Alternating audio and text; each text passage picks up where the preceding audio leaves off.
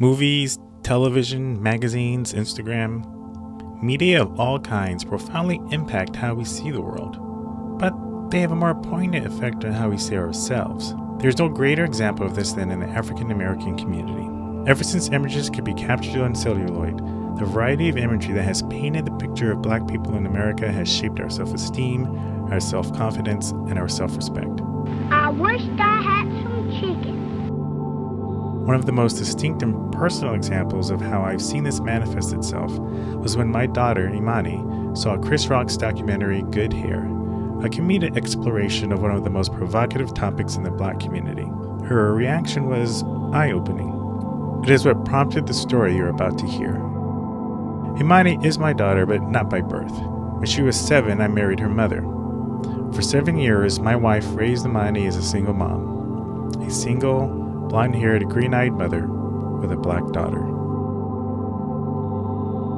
I knew what my wife went through being the single mother of a daughter who looked so different from herself, but I had never asked Imani how she felt having a white mom. So I pulled out my audio recorder one day and I asked her to tell me. The words you're about to hear are from that fateful interview, recorded when she was just 16 years old. Hers is a story to which we can all relate, because no matter what color, creed, or culture you claim, we all want to belong. When I was little, my mom gave me the nickname Little Sunshine, and I asked her why she gave me that nickname, and she said it was because I was the brightest thing in her life.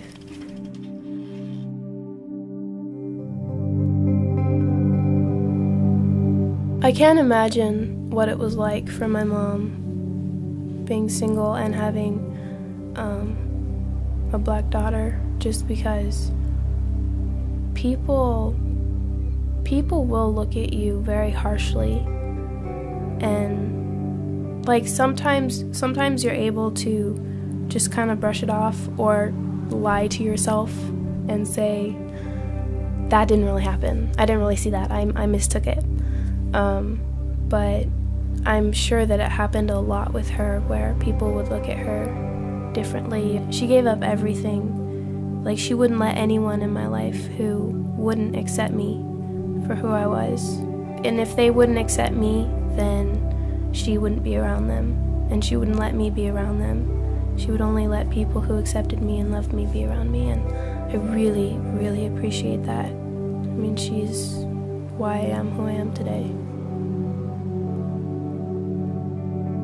I remember once I was with my grandparents and we were going out to eat, and it was on my mom's side, so they're both white, and we were going to sit down at our table. It was a very nice restaurant, and there was this older Caucasian woman sitting like the table kind of next to us, and as we were sitting down, she just kind of looked at me like, I mean, any woman recognizes a specific look that another person can give you, where they just, like, it's like they're sizing you up, basically. They look you up and down. And that's that look that she gave me, and I just kind of looked down at the ground and tried not to think anything of it. You know, maybe she was just, I don't know, maybe she was looking at someone else. But then, once we actually sat down, my grandmother turned to me and she said, you know, when people look at you like that, the best thing to do is to just look in their eye and smile at them. And, like, one, I thought that was really great advice, but it did make me realize that that woman was actually looking at me in a way that wasn't that great, because I thought maybe I just mistaken, and the fact that my grandmother noticed as well showed me that I wasn't quite mistaken. It doesn't bother me when people don't, like, they can't pinpoint what ethnicity I am when they first look at me, because, I mean, I actually kind of like the fact that they can't, because when you first look at someone and you can pinpoint their race, sometimes you have stereotypes or even prejudice for some people that are running through your head. Like, if they look at me and they don't know what race I am, they can't put stereotypes on me because they don't know which one I am. So I love that. Deadbeat. Bonfire. I've had many Hispanic people come up to me and, like, they think I'm Hispanic, and when Hispanic people and Indian people mistake me for being part of their race. I think it's cool. It's like, I don't know, it's almost like a connection that went off in their head that we don't really have, but it's kind of there anyways, just because I kind of look like them. So, I love it. In my group of friends, I am the token black girl. Like, pretty much always in my life, I've been that way. And a lot of my friends, when they ask me, like, well, actually, they'll look at me, and some will say, like, so, what are you? And I'll go, you mean ethnicity? And they'll say, yeah, and I'll say, I'm black and white. And then they think that's just so cool. And I love saying I'm black and white. Like, I don't say African American and Caucasian. I say I'm black and white just because it's fun to say. I remember in middle school, I was in art class, and the girl across from me, all of a sudden, she stopped her work. She leaned across the table, and she looked at me and she said, "Don't be offended, but you don't really talk black." And I'm like, I don't really know how to respond to that. What does that mean? It's not so bad being on your own. I don't talk black because I use proper grammar. Is that what you're trying to get at? It's like she said something offensive, but she was trying to protect herself by saying, don't get offended. Sometimes I feel bad that I'm not hanging out with more black people just because they look like me. So maybe I should hang out with them. That philosophy doesn't make any logical sense. Just because you look like someone, you have to hang out with them.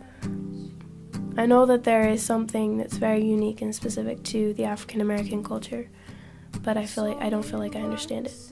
And I don't feel like I have it. And I don't understand what it is. And because I don't understand what it is and I don't have it, it's kind of hard for me to connect. But if I don't fit here, I'll go find it over there. And I wish that I did have that thing, so whatever it is, just so I could feel like I belong there. But it's the way they communicate.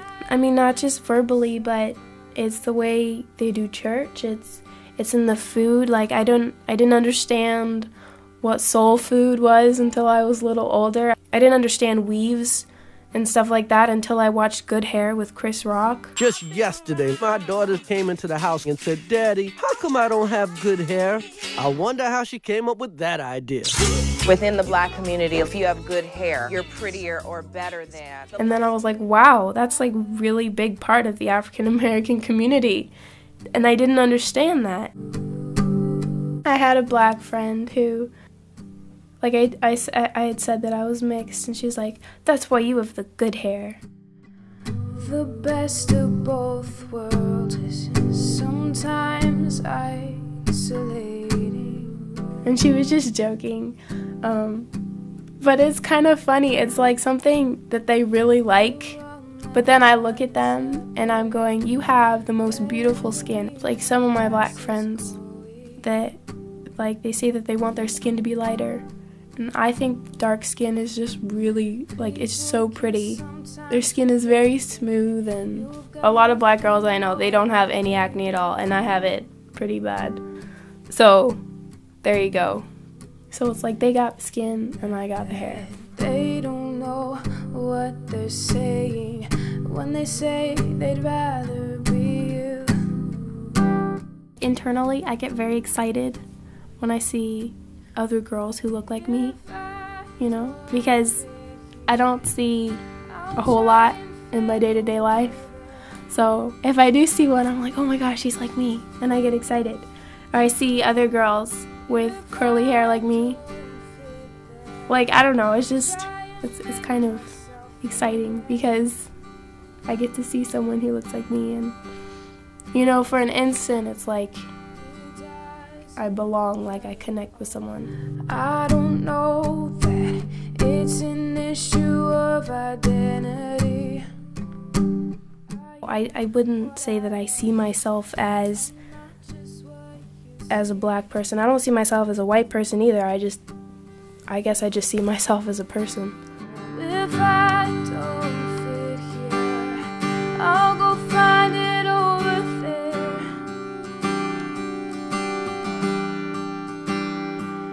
If I don't fit there, I'll try and make myself forget. I'll forget that I ever wanted to fit in. That I ever wanted to fit in.